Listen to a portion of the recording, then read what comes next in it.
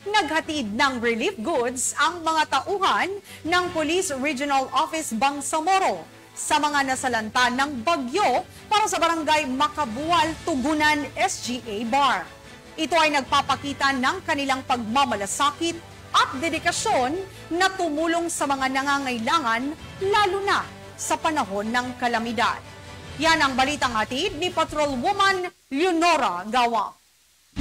Ang lakas ng ulan at layo ng lugar ng Barangay Makabual, Tugunan, SGA Bar upang makapaghatid lamang ng tulong sa mga kababayan nating nasalanta ng bagyo.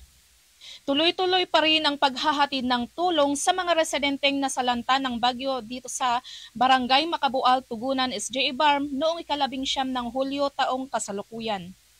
Sa pagtutulungan ng mga kapulisan ng PROBAR, sa pangangasiwa ni Police Brigadier General Prexidi Tanggawon, Regional Director, na kinatawanan ng mga tauhan ng Regional Community Affairs and Development Division na pinangunahan ni Police Colonel Armando Muena, Chief Arcad at mga tauhan ng PICA-GR Picadubar at RMFB 1405 ay matagumpay na naihatid at naipamahagi ang mga paunang pangangailangan ng mga residenteng apektado ng baha. Higit 400 na residente ang mga natulungan, mapabata man o mga matatanda. Kabilang sa mga naipamigay ay mga damit at tubig. Maraming salamat po sa PNP.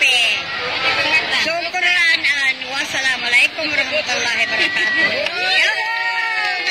Lubos namang ikinatuwa ng mga residente ang mga tulong na kanilang natanggap.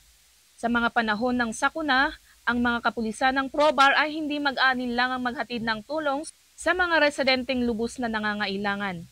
At laging sisiguraduhin ang seguridad at kaligtasan ng bawat mamamayan sa kanilang nasasakupan dahil sa bagong Pilipinas ang gusto ng pulis, ligtas ka.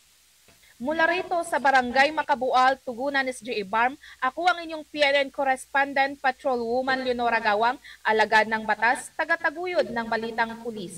Maraming salamat sa Patrolwoman Gawang.